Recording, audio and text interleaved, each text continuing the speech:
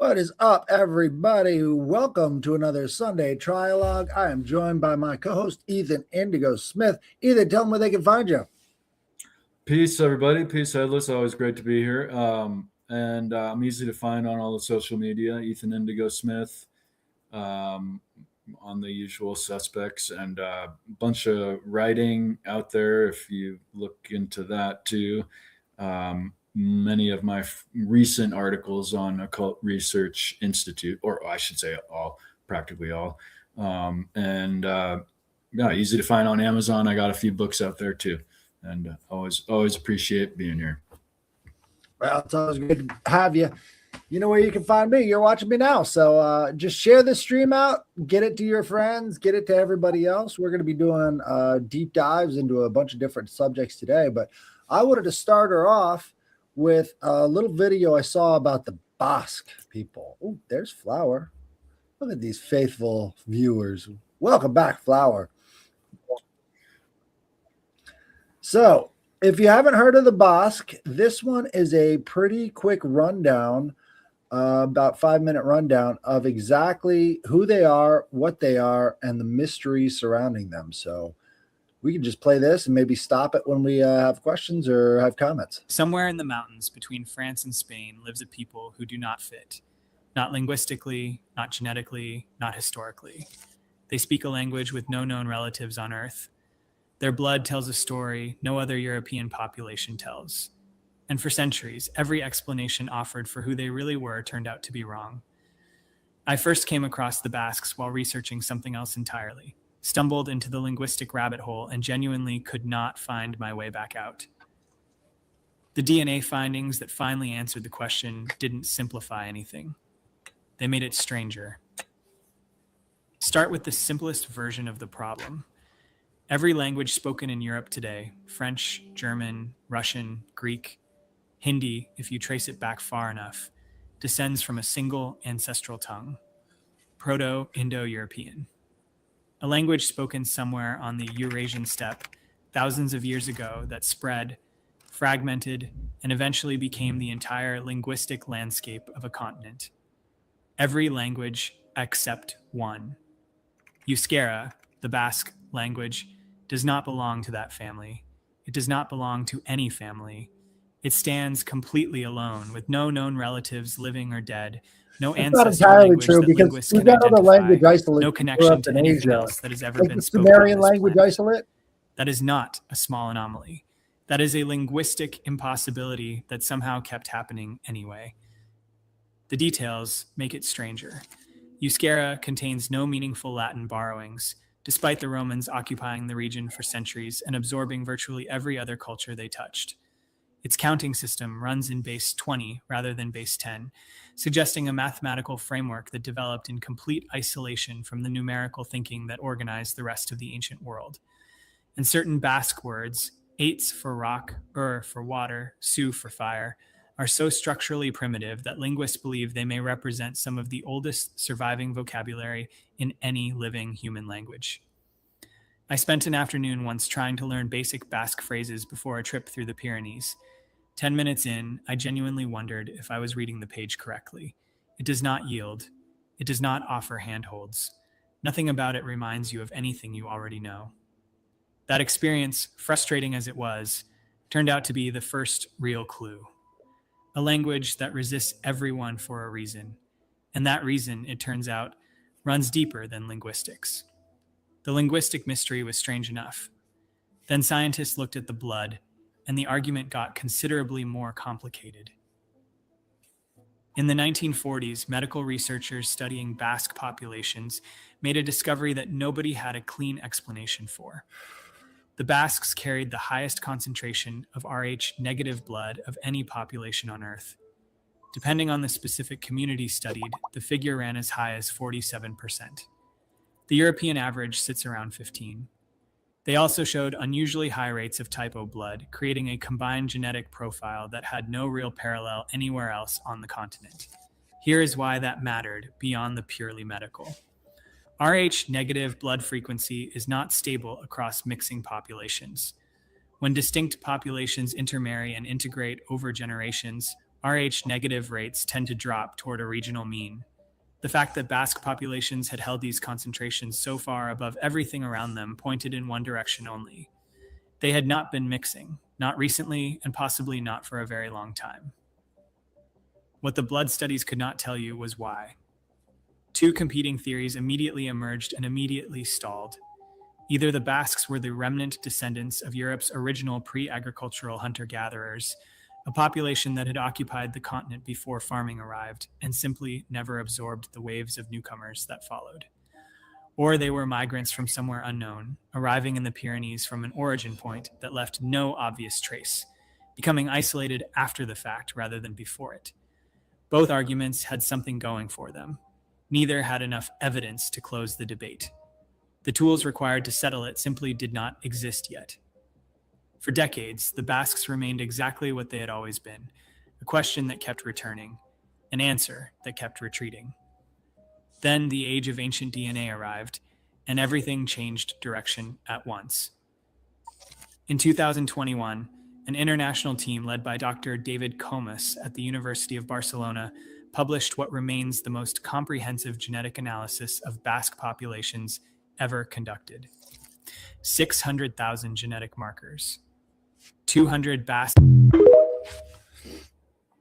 So yeah, what do you think of that? That was just a short video, but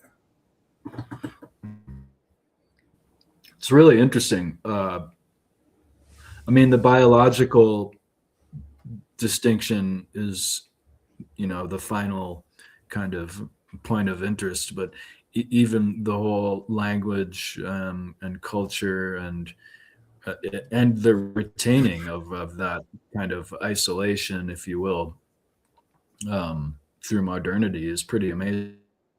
Although mountains can do that, right? I mean, who knows where they're from and what have you and so on, but like a mountain, geography will keep people away for one thing, and definitely keep people in there.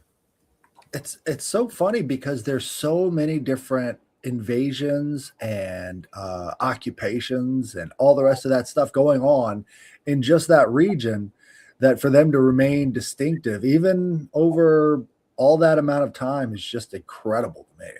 And those mysteries just persist. There's the idea of the the first invasion that we can really comment on from a classical perspective would be the what are they called, the Canaanite Phoenicians, right? So they established themselves all over the coasts across that region. And so you've got Cartagena, which is just Spanish for Carthage, and a lot of other cities that are just sort of Canaanite Phoenician. Also, you had what's his name? That conquering dude. I always blank on his name, but the guy who went across the mountains into Rome with elephants. He had a bunch of holdings there. Hannibal, there we go. Hannibal had a bunch of holdings in Spain.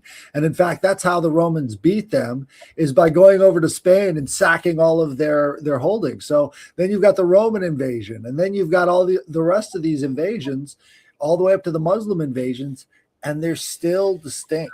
And so yeah, good point. I had a quick, if you want to hear the language, here we go. This is a Basque song.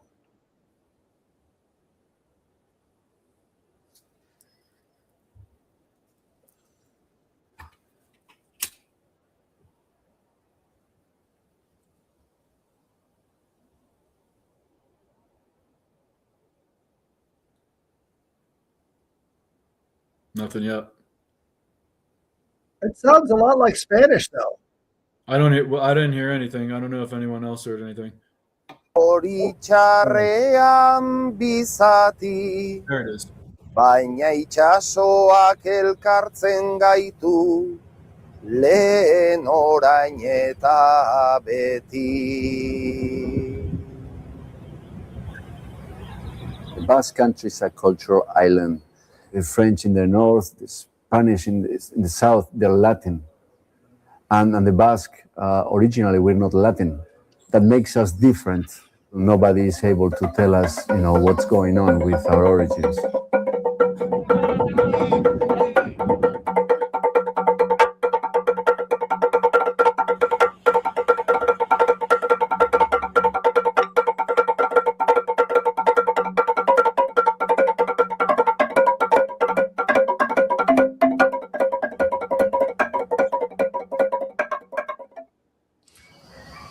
You can kind of see In the all Basque that country, there are lots of cultural mountains. The influence farming that they has had always on been very stage. small, and the big richness of the Basque country has been the ocean, the sea. You see, boat building was the most important activities for Basque for many centuries, and this activity has disappeared. That's why we created Albaola Society.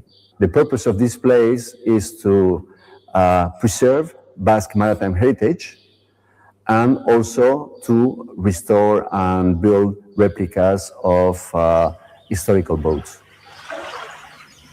Txalupa zahar bat bere zulo eta guzi, ikusi eta badaukagu zer ikasi. Gero aldian ere nahi badugu bizi, zer izan ginen jakin behar da lehenbizi. We always try to create awareness about our activities, and we said, well, let's get in touch with a bertsolari. It's like improvised poetry. Kontatzen badakienez nago seguru, Jon hau beti izan da nahiko txoriburu. You hear the Spanish in there, Zebero ta right? ze Kristo ondo pasa dugu. Zebero ta ze Kristo ondo pasa dugu. The storytellers, the bertsolaris, will talk about any subject under very strict rules of rhythm and metrics. It goes back and forth. One bertsolari, he says something, and then the other one, will answer to him right away. It is very, very popular, and which is amazing is how good they are, and it's fantastic. How they can. I mean, I would define the bertsolaris as something magical, something really magical. It's amazing. It depends on us to take care of our identity. Our main axe is our language. Our language is what makes us Basque. And then, together with the language, there are many, many aspects. Like the one we care about is maritime.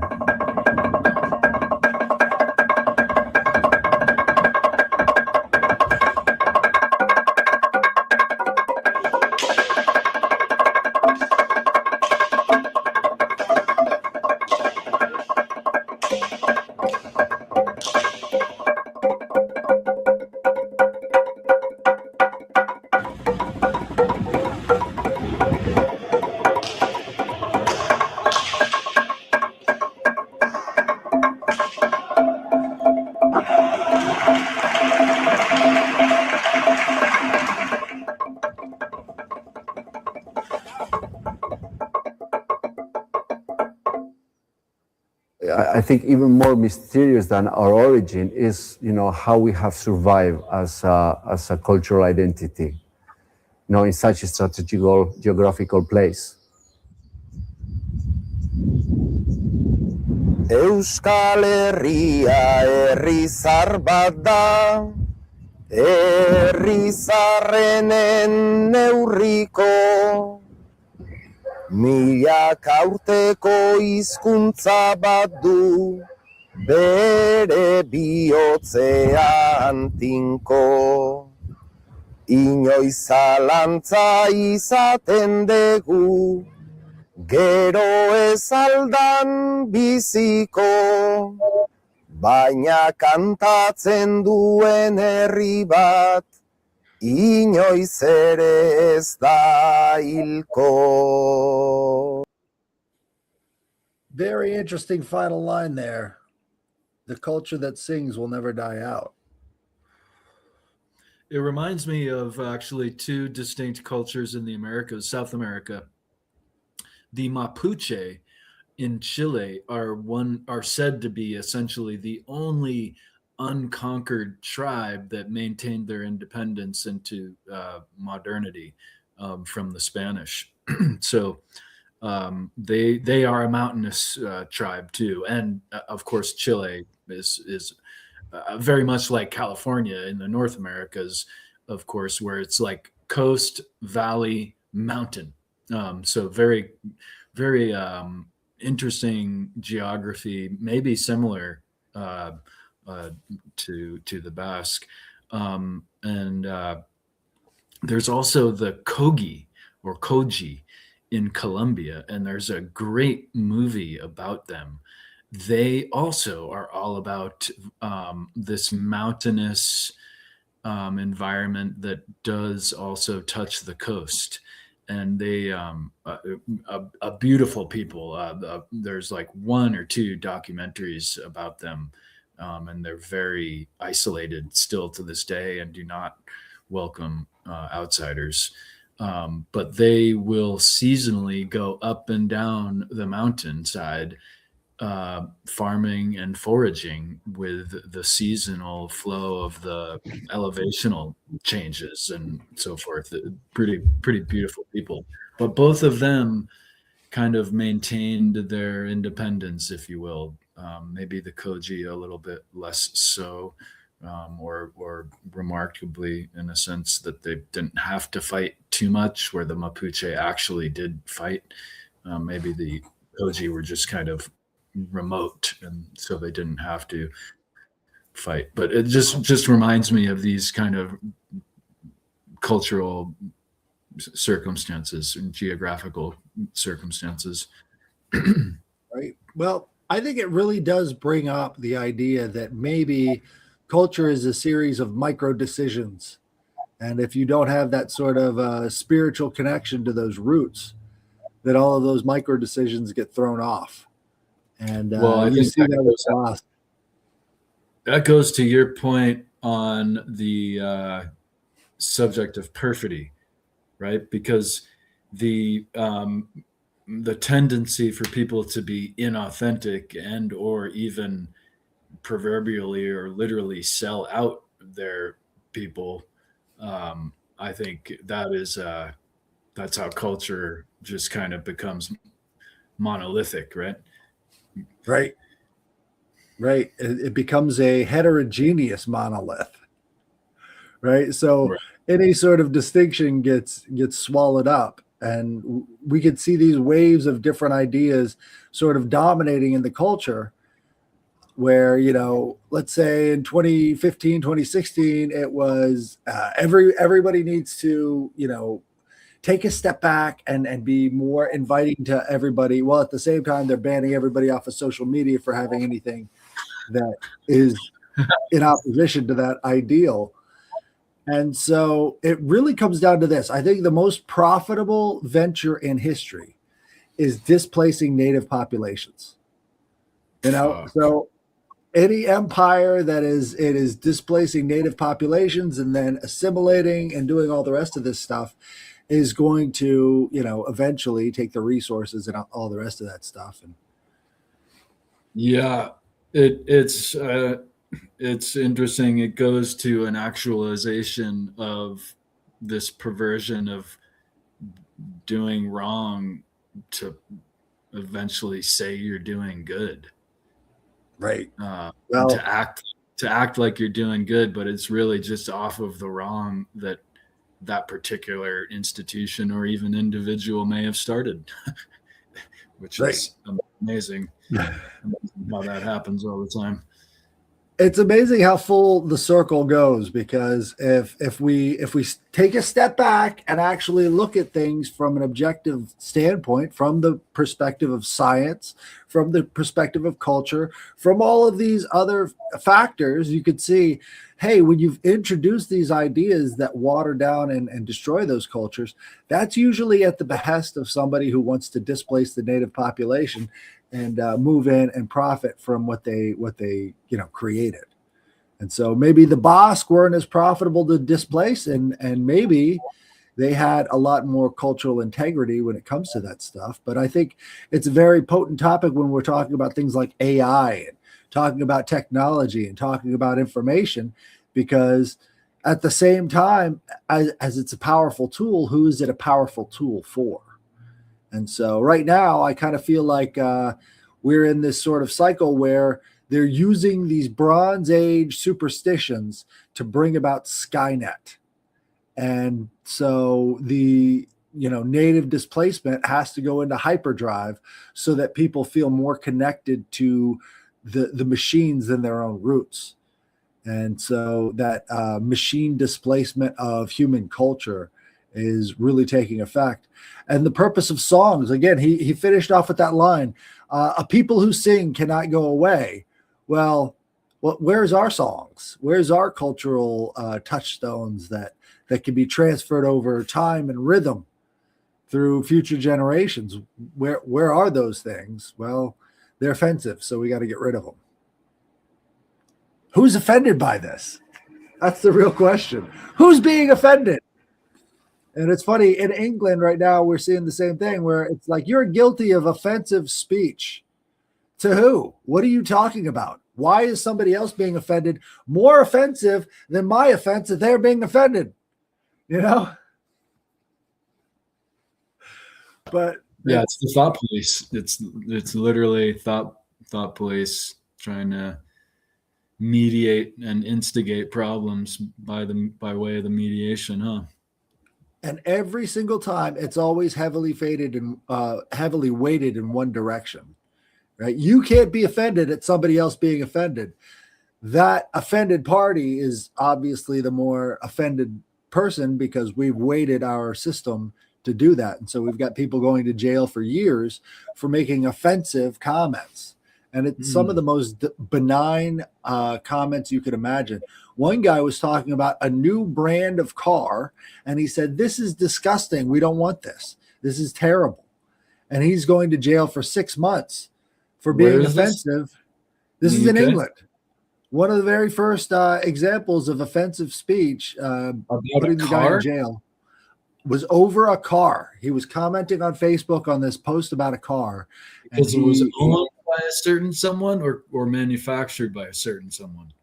I think it was a BMW. He just didn't like the model. But the idea was that he was being offensive, and they wanted to broaden out the basis for creating these new speech laws. So they went for the guy talking about how he didn't like a car first to get as broad as possible of an interpretation of the law to include anybody from a critic on a car to somebody saying, "Hey, I don't like the fact that, my children are being kidnapped by grooming gangs," so that spectrum. The big one right now, or I don't know if it's big, but it seems the more obtuse anyway, or frequent anyway, I mean to say, is being supportive, announcing support of Palestine in the UK. Right. Is like, it depends. Which group are you announcing your support from? So if you are doing it from a Muslim group, it goes both ways. It's if you're instigating, if you will, I say that in quotes, others. Right, instigating. And these are such broad general terms, totally subjective, that now anybody who's effective can be seen as the offending party. Right. Wow, you got to talk about things in complete abstract, satirical almost ways to talk freely over there at this point. Wow. That's right. Crazy. You have to satirically praise everything the administration is doing to such a way that it becomes totally ridiculous. And that's the only way that you can get away with saying it. So, which happened it happened many times in history, but a lot in the Soviet regimes. So much so that the various institutional leaders didn't know that it was occurring. They just thought it was a great play. Right. When it was really a satire completely mocking them. going straight over their heads. But in some ways, if you think about the movie American Psycho, where Christian Bale's character is just so over the top, the directors thought that they were satirizing it, but really, once you watch the movie, it's like I kind of see what he was doing there. But his over emotional portrayals at times, and then his totally blank face, emotionless idea was meant as a satire, and it just comes across as being someone genuinely psychotic. Yeah,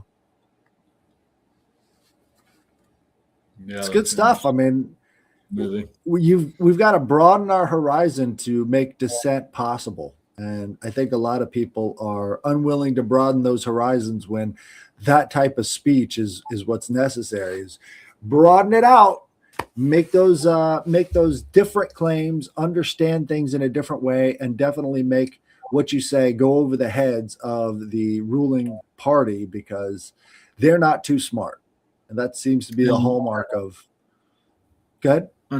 Another. That's a great point, and to build on that, there's a quote: "Dissent is patriotism," and I think people get often enough their institutions and individuals mixed up, right? Like protests are against individuals sometimes, but largely they are in powerful institutions, right? And so, like, protests are not made for what some criminal does. That that's not. We don't protest that. We prosecute the criminal.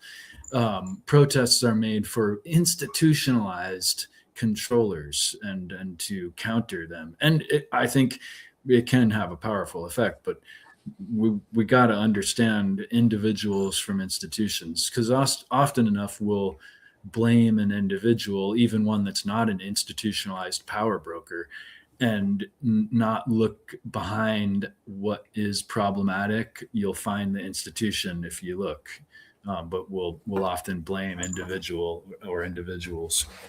I think that's the point of having billionaires. Right. Billionaires. They're doing it. They're like casting division between us all, except for the real polarity. Sorry. Again, like they're in charge of all of these different institutions, supposedly in charge, when you could actually flip it and say, actually, they're the face of all of those institutions. So you're attacking the man instead of what the man is actually doing. And I think a lot of people get stuck in thinking of billionaires as being these individualists, when really they're the face of a massive institution, and that institution and how they do things sort of uses that billionaire as the scapegoat, as the face, as the sacrificial lamb of the rest of that stuff. So when you look at a billionaire, you got to see the support system behind it, because the way wealth is gathered and maintained today is not in physical things. It's in stock, right? And every stockholder is a board, right? So it's a massive institution. So Elon Musk, he's cash poor and stock rich. So he doesn't have to pay taxes on that stuff. He doesn't have to do anything, but he's beholden to those boards. So all those different companies and all those different boards are propping him up as being the face of what they want to accomplish. So in a lot of ways, if you think about what their actions are doing in relationship to the board that's sort of behind them and controlling those different ideas, that's when you get a better understanding of what that billionaire really represents. Yeah, it makes me think of how Osho viewed democracy. He kind of said essentially that we are all slaves, and we are happy to change our masters every so often, but we're still slaves. And same thing goes with the corporation or in other institutions in format, as you just explained, that you just replace a character, but the institutional mechanics is what is really going on. Right. And do we think that arranged marriages aren't a thing anymore? Like, since democracy, the advent of arranged marriages have, sort of diminished. But you look at who these billionaires and people are marrying, and you actually get a much better sense of the arrangements behind them. Some spooky shit going on, and that's all suggested out of the Epstein files, even, right? Exactly. You look at all the baby mamas of Elon. Right. There could be some major bonds going on there in the business spectrum that people aren't really paying attention to, because they're like, well, Elon just wants to make a bunch of kids. Yeah, look at the people that he's making kids with. Maybe that represents a more financial basis than what a lot of people give him credit for. And I think there's a satirical movie about a president being introduced to his first lady wife by a convicted pedophile. There's some satirical movie out there. No, I'm kidding. It's reality. Supposedly, right? Supposedly Epstein introduced Melania to Trump, right? I was trying to cast blame away from me and bring that up. Right. Some satirical movie we're living it, but with that Erica Kirk situation, where she has been given a seat on the board of advisors for the Air Force. Why? Well, Charlie Kirk was in that position before he died. So wait a second. So she's got zero qualifications to be involved in this. Maybe Charlie Kirk had zero qualifications, but they're just passing it off to a family member because there's an arrangement there. There's something going on. It's all just, if you're in when you're in and you're not when you're not. Back to the Bronze Age superstition. I saw she kind of represents the. Sorry, well, I was going to say she represents the Christian right wing, right? The Christian Republican right wing, and then putting her in that position. Make sure that they maintain some of that Bronze Age superstition within that institution. It's all cult of personality. There is this inferred conspiratorial kind of conjecture on her being more intimately related to Trump for longer period of time, right? That she was a participant in one of his beauty pageants. A long time ago. Yes, sir. And if you go back to her grandmother and her mother were both long-time convicted criminals of scams and all sorts of other stuff.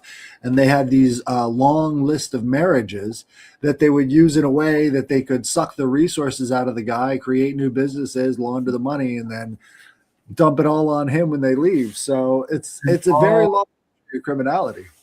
All these inferences and are suggestive of things, but then when you see her post, God rest the dead type of thing, poor guy died, but you see her after his death, it's obvious to me that she's faking her crying in a like exaggerated way that's just like, what are you doing? Like, she's just every 10 seconds blotting her eyes. She's not even crying, Tammy Faye Baker.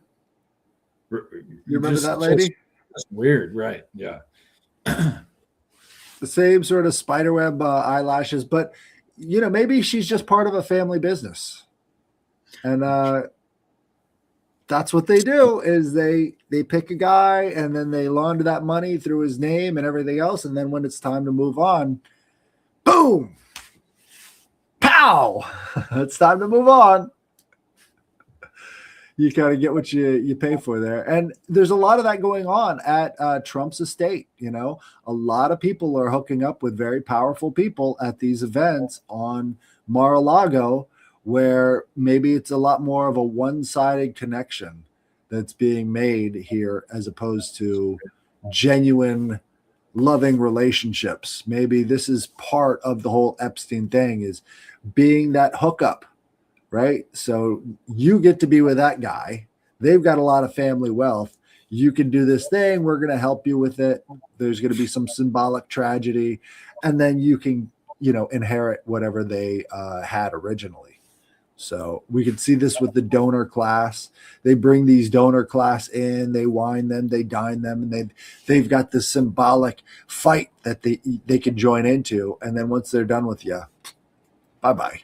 And it would be suggested and inferred if Epstein-like circles are existent in numerous kind of levels, which we can deduce that's a possibility at least, that they're literally raising these kids to in abuse and then making them do things as they become adults. It would seem as a potential. Virginia DeFray started on Mar-a-Lago and was recruited by the Epstein network from Mar-a-Lago. Again, right? Who is doing the scouting? And scouting is a very important part of this business. They scout, they bring them in, they use them up, and then they throw them away. It's a very predatory type of thing. And we could see this over and over again with models. Models get exported to these countries where nobody speaks their language, nobody cares about them. They're surrounded, and by the time they realize it, they're already under contract. There's no way for them to escape, and they can get used in any way, shape, or form from the people who have manipulated them into those circumstances. Yeah, it really flips the 90s mystique on its head. How so? What do you mean?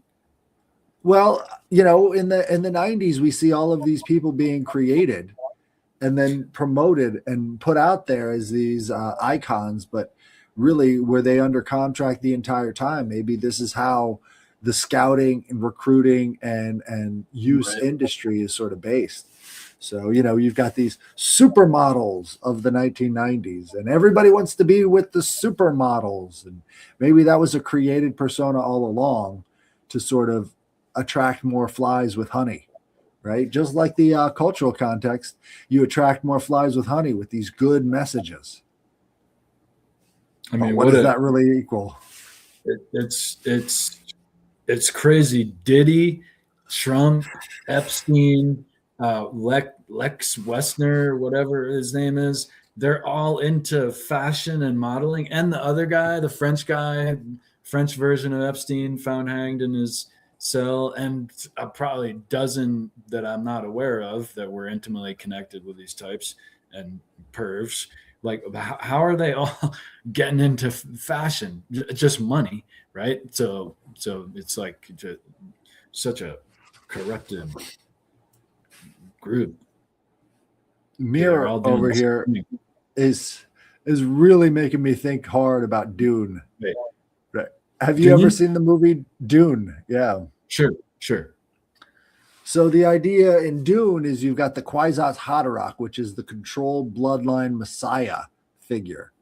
And the Kwisatz Haderach is his bloodlines were being maintained through the Bene Gesserit order. And the Bene Gesserit order were like these queen / I guess you would call them like what's the word I'm looking for? Not a wife, but a consort. Consort. Someone you don't marry, but someone who's always in the background. And so they were maintaining the bloodlines in the background using these consorts, as opposed to actually providing what these royal people wanted. So, for instance, Jessica came through House Harkonnen.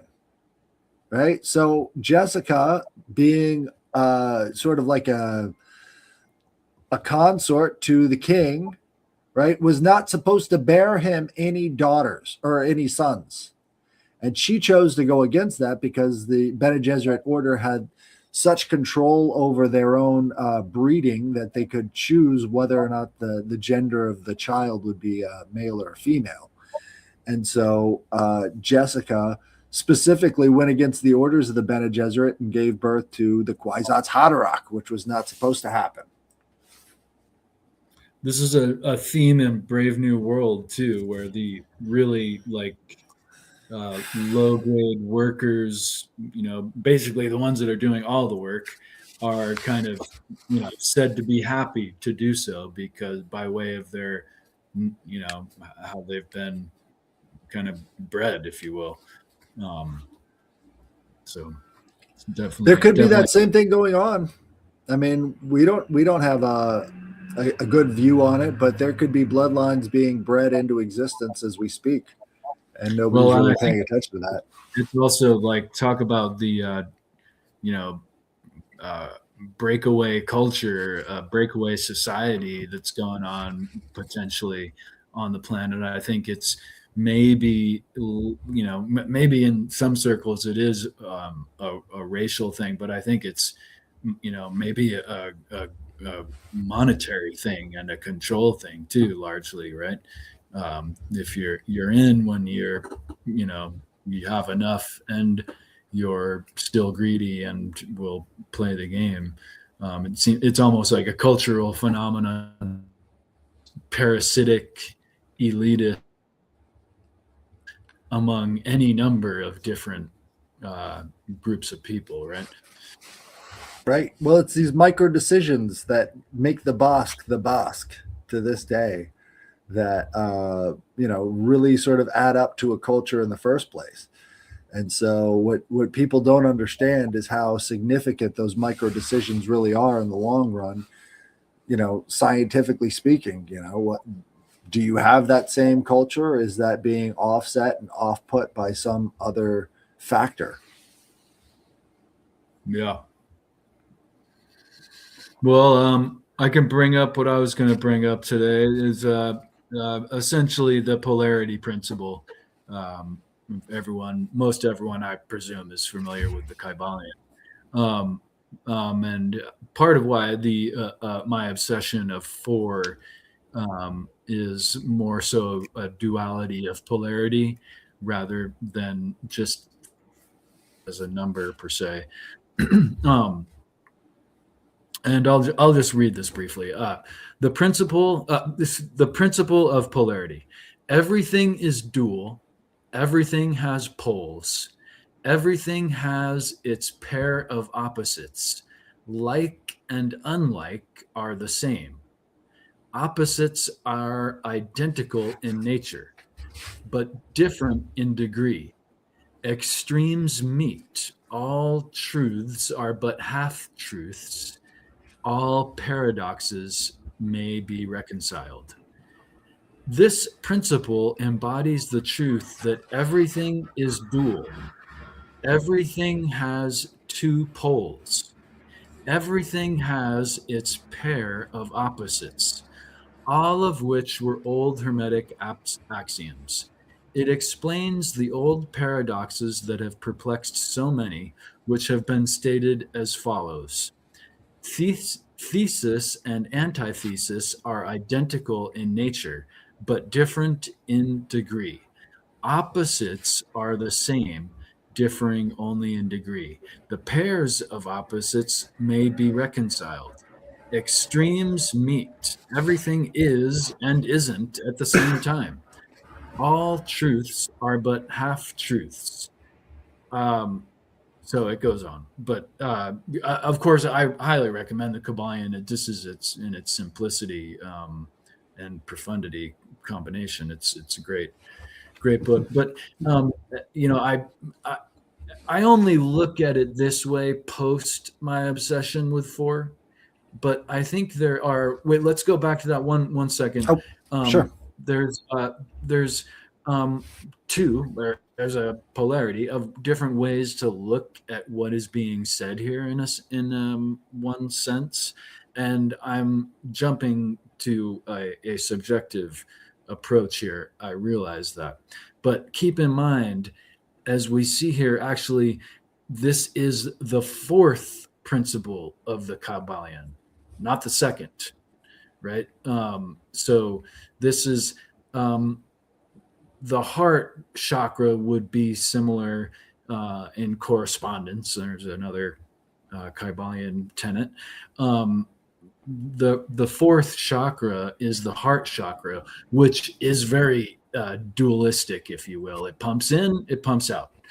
Right. It's bringing in and out, and it's creating the oxygenation and the blood flow, so on and so forth, or helping that propel through. But the idea here, essentially, that I'm postulating, everything has poles. Does that mean that poles have poles? Right? If everything is dual, everything has poles, everything has its pair of opposites. So do opposites have their pair of opposites? Like and unlike are the same. It's a very yin yang kind of craziness, essentially. But as with the yin yang, that's often noted to be two extremes. They actually are mutually dependent and co-arising, and they have two extremes with an extreme within each other as well, right? So it's kind of this. You could look at it as a fractal polarity within it, even too, which brings about the idea from which the Bagua kind of arises. It's the Wuji, which is the nothing, and then there is the separation of the nothingness into 2 parts and 4 parts, and the 8 trigrams of the Bagua, and then the myriad things. And I'm not expressing this as poetically as some Taoist sages, but this is kind of a primary understanding. So I understand that there's the duality, I think, that people will take to heart out of this lesson, but I find that's a really limiting kind of even a philosophical, perceptive kind of outlook that will obscure things rather than reveal them.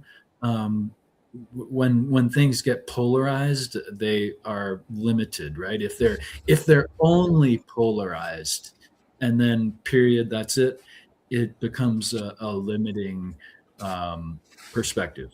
Whereas if you start to look at the contrasts with contrasts, then you start to unfold these different potentials and maybe even break your own assumptions and prejudices, which are, the main thing we have to kind of reconcile when we're processing and trying to elevate a solution to a problem or observation and conversation and so on. So the dual, the quadratic kind of contrasting, I think, is a great tool. And this is kind of why I use the moniker of the 4th initiate, whereas the Kybalion is the author is the 3 initiates.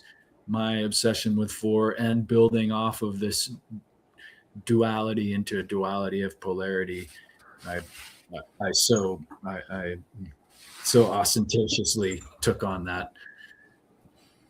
Right. Well, I see all truths are but half truths. And I think about the inner and outer world, the subjective and the objective. So you could be reading the words on the page, but it's within your subjective world that meaning comes about. So that meaning is that half truth, because half of it is coming from the outside and the other half is coming from your inner world and how your inner world perceives that outside truth. That's I think that, is that a duality of polarity? Is that making the 4? It reminds me of the idea of a doorway between the esoteric and the exoteric, and should you view the esoteric in one way, probably should start with the contrast of it to really start to perceive it, right? You can't understand what's good without the bad, or the light without the dark. Same thing with outside of the door with the exoteric. You you should maybe start with a contrast, or it is at least a good starting point. Right. I think far too often we're kind of fooled by adjectives. Somebody else describing a thing seems to be the objective truth of things, when that description is just their inner world manifesting itself onto the outer world. So I could say, well, this is green, right? But there's actually a lot more to it than just the green, right? So if I'm writing this down on a page and I say this is green, well, it's got some gold in there. It's got some flecks of metal that make it reflective. There's a lot more to it than just the green. And we're being fooled by that adjective because it's only being flavored by my own inner life, which just tells me to say green. There's a lot more to it than just the subjective reality that I'm putting out on a page, So when you start reading a bunch of flowery adjectives, you have to understand that that's a person trying to influence your inner world instead of maybe the objective truth of it. And add-ons and additions. Once you start to identify add-ons and additions within a piece of writing, where this is the basic idea, and then this was added on top of it, right? And then this was added on top of it. When you can start to identify those, you can get to the truth of the meaning. But again, exoteric versus esoteric interpretation. So the exoteric would be all of the flowery adjectives, but the inside is something very different. And what we often find is that flavoring stuff too much ruins the dish. And so all of these adjectives, Trump's a great example of just adding adjectives where none are necessary. It's going to be huge. It's going to be awesome. It's going to be the best ever. And it's like, biggest okay. Ever. It's always the ultimate exaggeration. It's so constant. There's never been anything like this. This is going to be the best. And really, what is biggest attack in the Middle East. This is the biggest attack in the Middle East, he said recently. It's just insane. It's, but a lot of people fall for it because they're imbued with those adjectives. They are changed by those adjectives. They are, transformed by the baptism of adjectives. I think Trump uses dark neurolinguistic programming, and the exaggeration is a big factor that he uses. And it's not just exaggeration. It's like pinnacle exaggeration, biggest in history, biggest ever. It's always smartest ever, all these things. It's like, it's so ridiculous, like on so many levels often, but it's like he just keeps on going with the exaggeration. See, I think that's the major failure of Back to the Future Part 2, is that their Biff Tannen character, who's supposed to be like a reflection of Trump, he didn't use enough flowery adjectives. He was too blunt. He should have been saying, this is, you want to take down the best casino that's ever existed. That would be a lot more true to life if they were really going for a depiction of Trump, That's all. That's a really interesting rabbit hole. The Back to the Future. I don't know what to call it, but the time distortion within the movie, anyway, is just weird. Oh, it gets so much worse when you go into Michael J. Fox's later work. So he had this one show about City Hall in New York. And then Doc Brown shows up as God in that show. Right. And so you've got this contrast between time travel and, Back to the Future and then God, right? And so when you think about it, like a person who can time travel, who can plant the seeds that come to fruition at a later time point in the future, they become like a god, right? Because they're no longer bound by mortality. And one of the defining features of the gods is this immortal state. And so when you can travel through time without feeling the effects of it, you become like a god, because that immortality nature starts to manifest in multiple ways over multiple timelines. Most of the time, we only view the idea of time travel from the protagonist perspective, the one who's doing the time traveling. But to the people around that time traveler, whether in the past or the present or the future, it seems to you like they are a god, because now they have a power that nobody else can master, and they have the ability to change events deep into the past and shape events in the future. So the idea of time traveling God, I think, are really intricately linked. Yeah, it's all fascinating. I don't know what to think of any of these possibilities. Like, you know, after seeing the Epstein files and other tangential reports, stories, Oof. information, it's like, yeah, have they been occultists, or not occultists? That gives actual occultists a bad name, but like cults that have been in possession of high technology, including time travel. Like, it's a legitimate question now. I mean, maybe it always. That actually goes back to the Erica Kirk thing. So she went to Tesseract School, which was part of Tesseract School. Crazy. She went there as a child, which was very odd. And that school was actually inside of a Hebrew school that was the Hebrew word for looking glass. And so looking glass, Tesseract School, and somehow she's involved with it.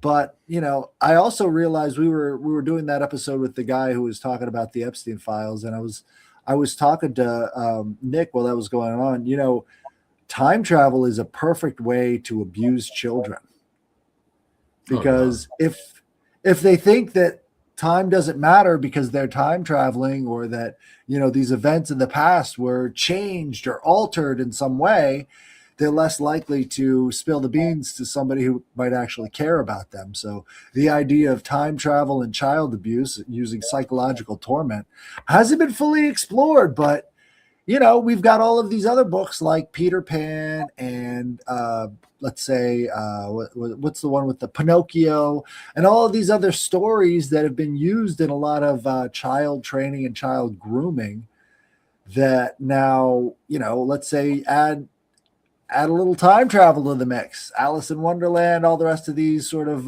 grooming books, add some time travel in there, and you got yourself a potent combination of psychological control and torture.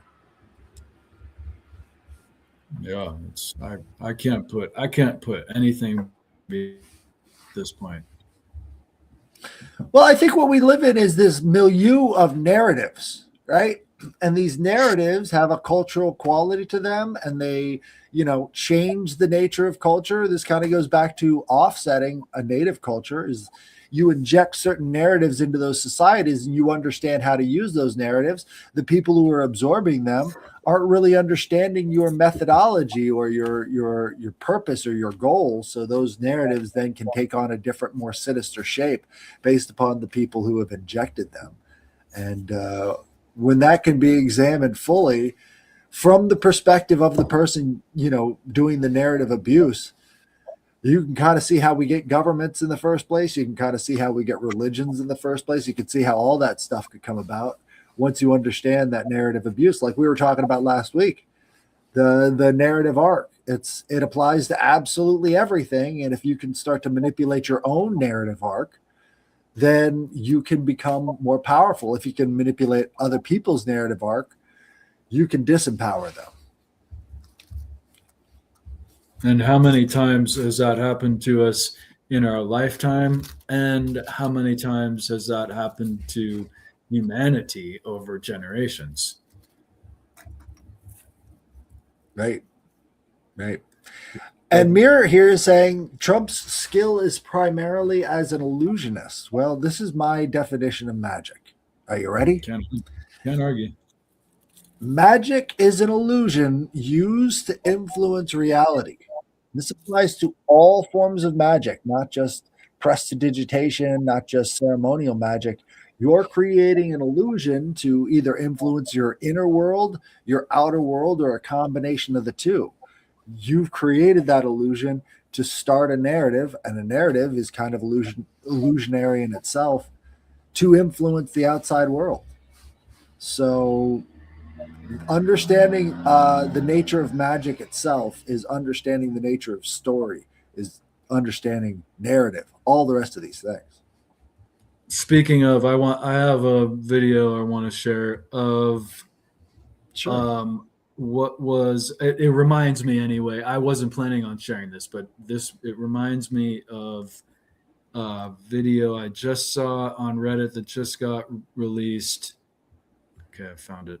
And I won't share. I won't tell you what it is. I'll just surprise everybody. All right. So let's see. It's on Reddit, so it probably shouldn't cause any problems. Here. Excuse me for being slow. That's fine. Okay. Everyone will know where this is and what it is. I guarantee it. Here we are. What? Where'd the sound go? The pause. President's been shot. Oh no. No. Either that or they're covering. We don't know. Either that or they're covering him. We love you. We love you, President Trump.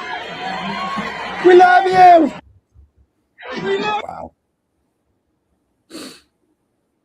Oh, who's that guy? We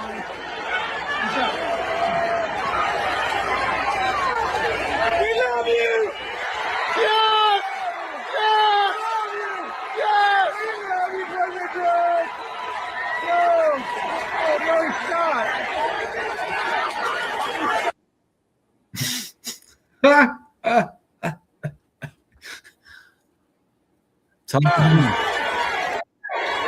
Talk about creating a narrative potentially. I mean, that all seemed highly dubious to me. Well, how many film directors did President Trump have in his staff? And what you'll find is a lot of film directors were right there, making these narratives happen. And so, in a lot of times, unless you dig in, like they lowered the flag. Like what? Who I don't was know told about that. It seemed the wind.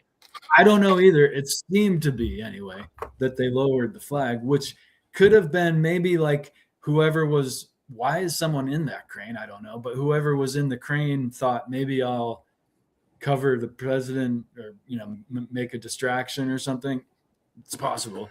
I'm just exploring possibilities. But it all looked very dubious. That's probably a perspective error because there's a lot more wind going on, and maybe the wind died down for a second, and that's the perfect place to get those shots. Can't rule that out either. Because I remember seeing that flag all throughout the thing, but once that wind died down, that's the perfect time to get those pictures and slap it on the front of everything. And isn't it funny how quickly all of that disappeared? It was just sort of like, oh, he got shot. We got to find the killers. And then it's like, well, what killers? We got the guy. Everything's cool. Don't look into it. We're done. It's just such a stage. So strange. Exit stage left. Yeah. And the fact that the kid was on a roof in full view of there was a Fed sniper right there watching him the whole time. It would seem to me that he could have been watching him the whole time anyway. The guy that actually shot him ultimately presumably was just watching him the whole time, you would think. All truths are but half truths.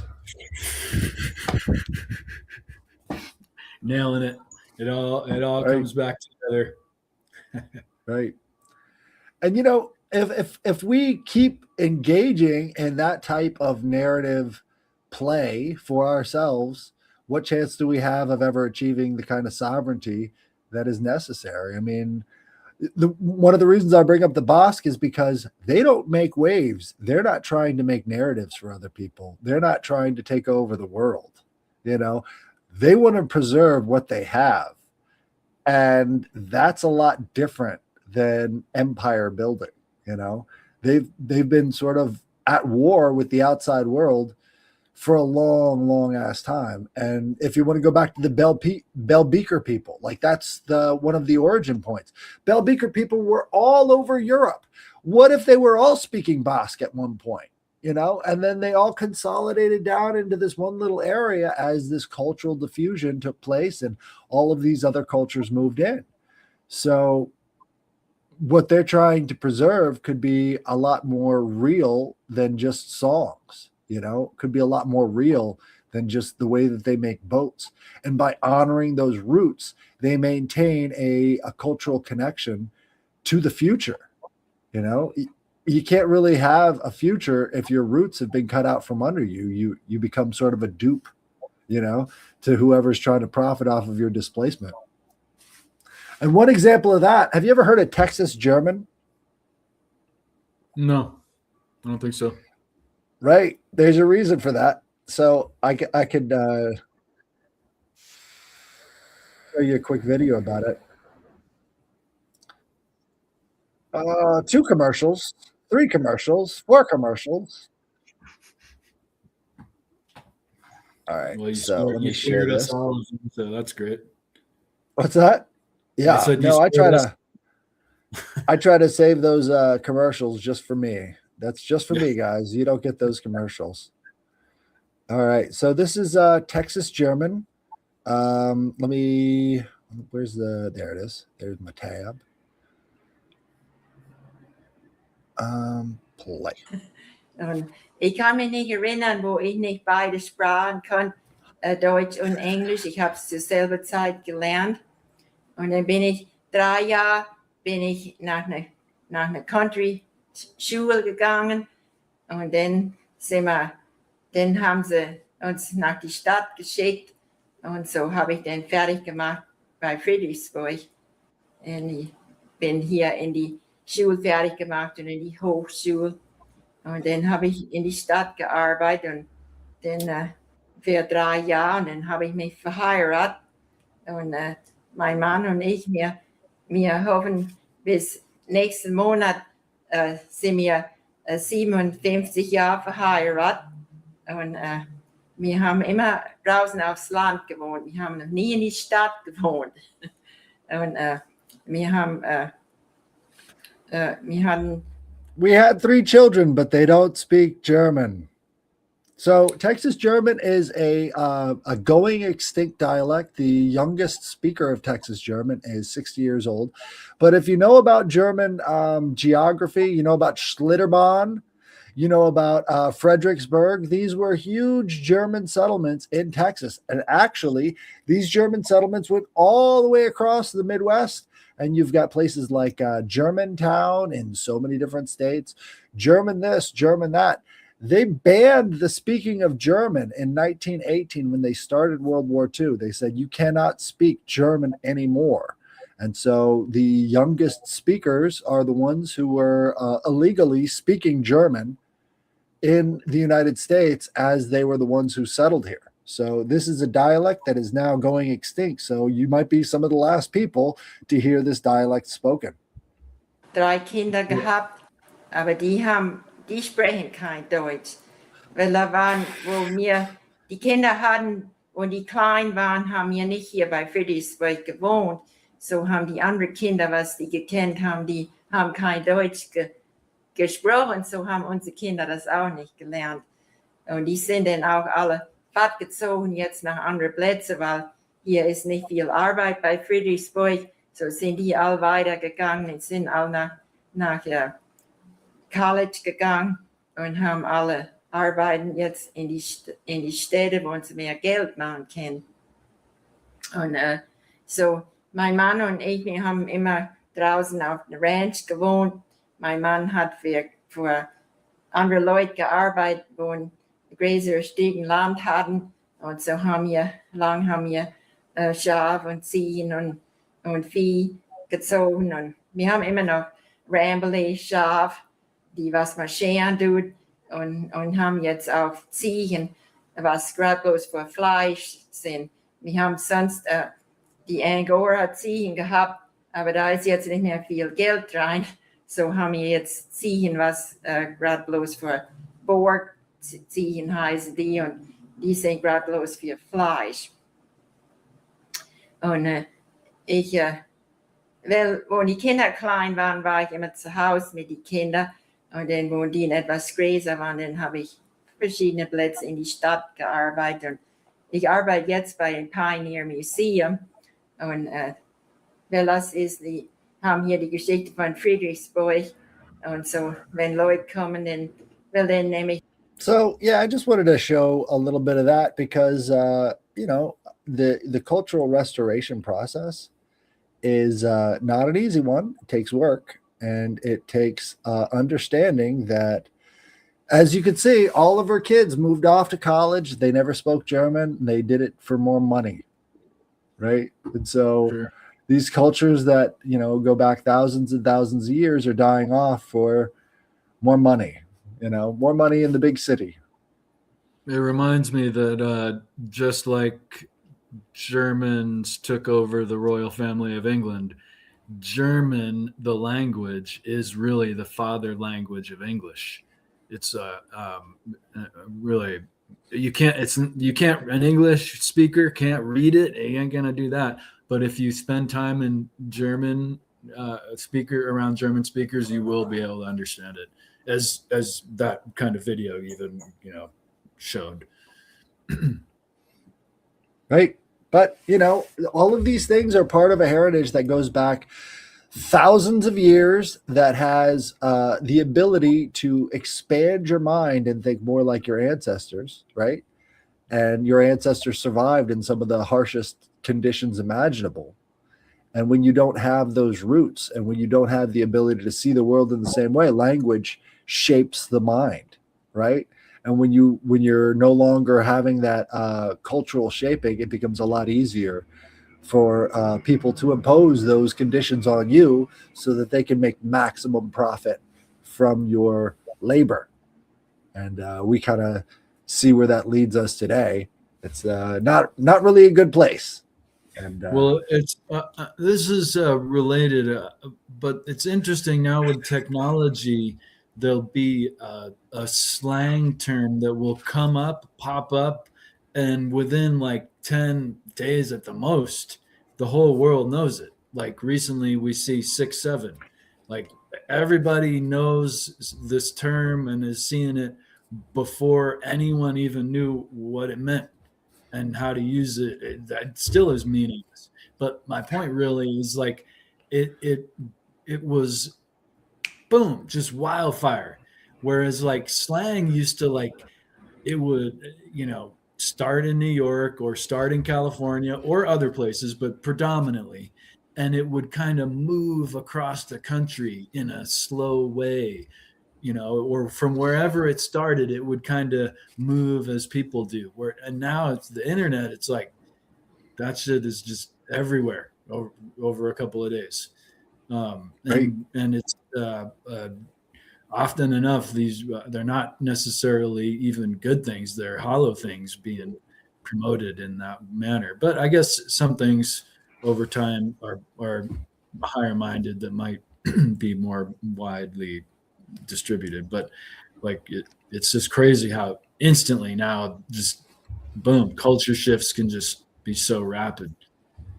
1830s. They had a trend in Boston and New York of writing weird, bizarre, funny letters using disconnected spellings to words that were otherwise used, right? One of them was writing all correct using an O and a K for the beginning of all and correct. And so it got shortened down to OK, which is a neutral positive, right? How are things going? Okay. Neutral positive. You're not saying everything's great. You're not saying everything's bad. But OK comes from a bizarre spelling of the words all correct in the first usage. So how did that trend take hold? How did that language take off? Well, it was useful, right? And what is 6-7 useful for? Just having a laugh, having a quick chuckle, but it's probably not going to stick around in the same way because it doesn't have that same use case. And so, language, if it's not connected to people, places, things, and activities, doesn't really have a purpose. So it's funny how quickly these trends come and go when they don't have a use case, I just learned of another one that's it has a particular use, but it started off with some obscure or contemporary, what was then contemporary fiction, I believe. It was a story of three brothers from Taipan, in what was then probably Taiwan area, or no, so the islands near the Philippines, somewhere down there. I forget exactly where it was, but these three brothers would have all these great coincidences occur in a town that was called Saran, and that's where we get the term serendipity. I would have thought it was like a Latin or some other obscure origin, but no, it was just a novel about these three brothers of Saran that kind of had good coincidences, and now we have serendipity, which is interesting. I mean, all of these things have interesting origin, and a lot of people are unaware of those origins. Like providence and serendipity sort of have this dual kind of connected meaning, that now providence is sort of on the outs and serendipity is kind of on the in, but they kind of mean the same thing. It's interesting how those things arise. But what do you think? One more thing that's interesting. Anyway, that's contemporary. Jug the Goat brings up: didn't Teddy Roosevelt try to change change spelling in certain words? That I'm not aware of, but it's interesting that some of the greatest euphemisms are in headless, better than I do, in the military and the results of war and pertaining to war. And it used to be that, even the institution that frameworked war in the United States was euphemistic in itself, Department of Defense. And they named it that after it was originally called the Department of War for that very reason, right? And of course, serious injuries in war or even death is a casualty, which is it casual? No, not at all. Or what happened? There was an engagement. Like, what? You mean a bunch of people killed each other? Yeah, that's what it was. And it's an engagement with the infantry, right? We're starting to see a trend. Yeah, right. God, that's so dark, right? Well, not really. I mean, what does war do? It selects for the strongest warriors. The strongest warriors make it home. And those are the people that you want to have children. So in the naval conflicts, in the infantry, right, you've got these different ideas of birth being included with these ideas of death. And so this is sort of like a eugenical process of how does the strongest survive? Well, and it's by surviving in war. A big part of training for war is to be broken down so you get rid of all these things. So you actually kind of like look at that word in an esoteric sense. You got to be an infant minded, and then we'll order you and grow you from there. Right. But there's such power to the language that speaks to our subconscious mind. Sure. Slick is always doing that. Slick understands that. Slick Dissident, if you haven't checked out his channel, go check him out. He's always trying to make those connections between language, the subconscious mind, and the events around us. So yeah, it's very interesting. English being this amalgamation and almost designed language, you can really see it unfold with English, especially. Right. And what if those silent letters are more indicative of the origin of the language itself than a lot of people give it credit for. So you can kind of look at Middle English, right? Middle English, Low English, all of these other ones had silent letters. I was on Gods of the Morning Wood, where they just have these J's and weird letters in locations that makes it almost unreadable, because you've got to make the switch in your head for what it's sounding like instead of what we know of it today. So there's a lot of that going on, where you've got the ideas of where things fall in their order, in their roles. And if you don't understand that, you're just going to essentially be at the whims of whoever knows it and uses it on you. So everything's a spell, since illusion is used to influence reality in such a way. Yep, well said. Well, what do you think? This has been a good trialogue. We're missing out on Ricardo. Hopefully he comes in next week, but I think he's doing important work up there. Are you guys going to plan to meet each other? At some point, if the snow ever gets cleared. It's a lot of snow. Right. Yeah. It's a lot of snow, but I'd like to go out and see him sometime. He's in Wisconsin right now. He's around the Devil's Lake area up north of Madison, which is about 2 hours away from me. So hopefully we can meet up at some point. But if the weather holds, make a video for us when you meet. Absolutely. Yeah, that would be an awesome thing. Maybe do promos for the trilogues and stuff. But yeah, guys, if you don't know, go over and check out his site, Ricardo Calvario, the Natural Philosophy Institute. He's going to be coming out with a lot more articles and a lot more important stuff, because he's talking to the natives right now about their ancient stories about that float copper. Maybe there's some corroborative evidence that hasn't been examined from the oral histories that would help out his case, I think. So definitely big things are coming in that regards. And if you guys are passionate about understanding float copper in Michigan, it's a good time to be aware of that, because, he's working his butt off trying to make that happen. And that changes the entire landscape of what we understand about our world.